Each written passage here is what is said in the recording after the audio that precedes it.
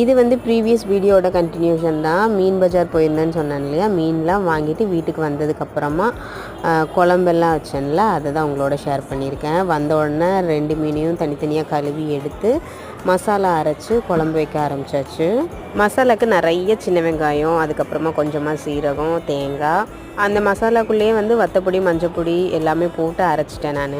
மீன் வந்து முதலே கழுவுனனால அந்த கழுவி குழம்புக்கு தேவையான மீன்லெல்லாம் பார்த்திங்கன்னா நான் கொஞ்சமாக புளித்தண்ணி போட்டு வச்சுட்டேன். அப்படி வைக்கும்போது மீன் வந்து ஒன்றும் ஆகாது.